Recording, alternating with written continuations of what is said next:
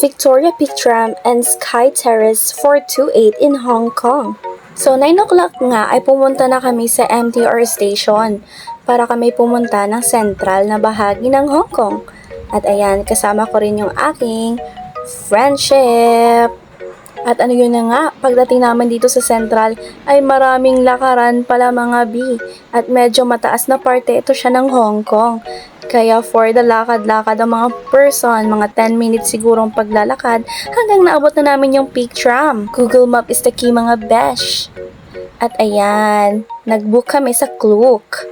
At aircon nga dito mga B, at dahil nakabook na kami sa Klook, diretso na kami agad. Hindi na kami pumila para bumili ng ticket. At ayan yung pila mga B, pa-arrive na yung peak tram ng sasakyan namin. At ayan, mga excited na nga mga person, at may cooler pa sa labas mga B. O diba, ang syala talaga ng mga Hong Kongers. At ayan, video-video muna habang hindi pa umaalis yung peak tram. At crystal pa yung taas mga B, kaya makikita mo talaga yung tanawin dito. At yung mga dinadaanan mo na mga site ng Hong Kong. Napakataas talaga yung aakyatin ng peak tram na ito. Kaya kung bibisita ka ng Hong Kong, wag mo talaga itong imimiss mga B. Dahil affordable lang, ay makikita mo pa yung nasa taas na pinakatuktok na above sea level pa na Sky Terrace. In fairness, di naman nakakalula ditong sumakay mga B. Napakaganda nga kasi maraming tanawin kang madadaanan. Kaso lang, maling spot pala yung aming naupuan. Dapat nasa kabila para kita mo talaga yung building mga B. Kasi nalimutan namin yung tips sa TikTok na panood namin eh. So just enjoy the ride and chill at the moment. So panoorin nyo na lang mga B, naka-fast forward ito. Is that all they prove? And this is when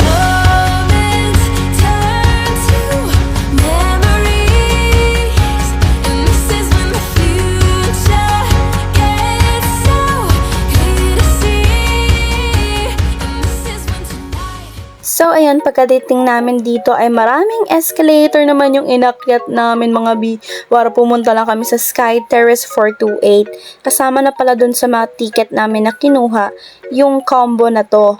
Yung papunta at pabalik na peak tram plus yung Sky Terrace mga B. Syempre, gusto mo naman makita yung pinakamataas, diba? Nandito ka na lang kaya sagarin mo na mga B yung pagkaka-explore mo. Para masabi mong, ay, salamat at ginawa ko to. Hindi yung magsisisi ka mga B. At kita naman, kitang-kita mo talaga mga B, yung tanawin dito, mga buildings mga B. O magsisisi ka pa ba na inavail mo yung combo na Sky Terrace 428? Diba hindi? At medyo maaga nga kami mga B, kaya hindi pa masyadong matao dito sa Sky Terrace 428. Pero nung mga 11 na kami, magto-12 na, ayun nga. Marami ng tao kasi 10:30 bumubukas dito yung Sky Terrace sa itaas. Pero yung peak tram ay maaga pa naman, pero hindi ka lang dito makakapunta sa pinakamataas na part. So hanggang observation deck ka lang muna, hindi mo pa to ma-reach yung Sky 428 kasi 10:30 na ito umo-open sa public. At syempre, pwede bang ma-miss yung picture taking? Hindi. Syempre, i-record natin yung memories mga B. Ano, pupunta ka lang dito at manonood? And i-take mo na yan ng picture at yan na lang yung matitira sa'yo.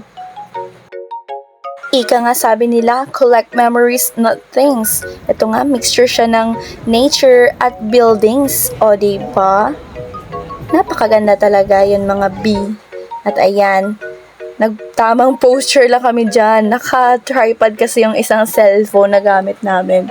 Sa pag-video-video mga BTS namin dyan. O ayan.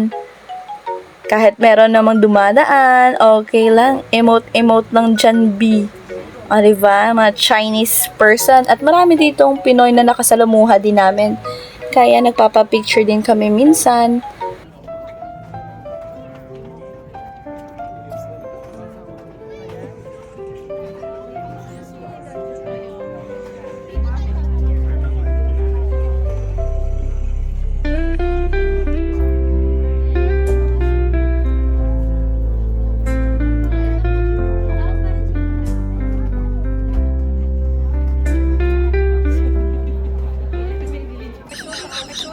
At ayun, tama na nga daw yung moment mo, sabi ni Ate Char. Eto nga ay susubok akong tumingin doon sa kanyang telescope. Pero feeling ko talaga, hindi na talaga. Aminin mo na, B. May kakulangan tayo. Kulang sa height.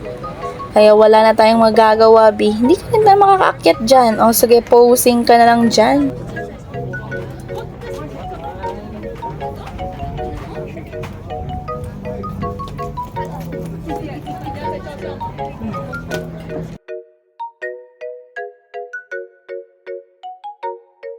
At may isa pa ditong telescope na babagay talaga sa height natin mga B, na di pinagpala sa height. For only $5 nga mga B, itong telescope. At kagandahan nito ay auto-change na ito, bongga, di ba?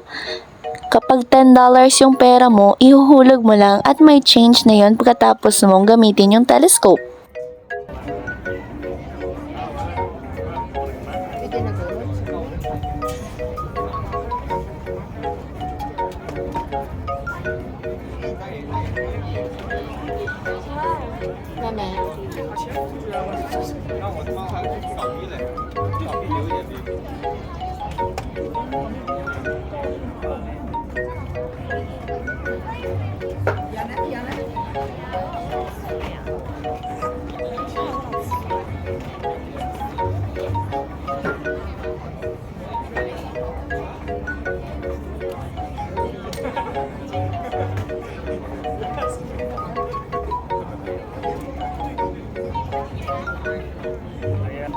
Dali lang.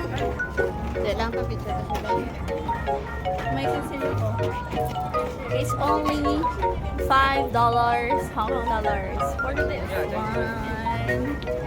Or in peso, 35 pesos. Hey!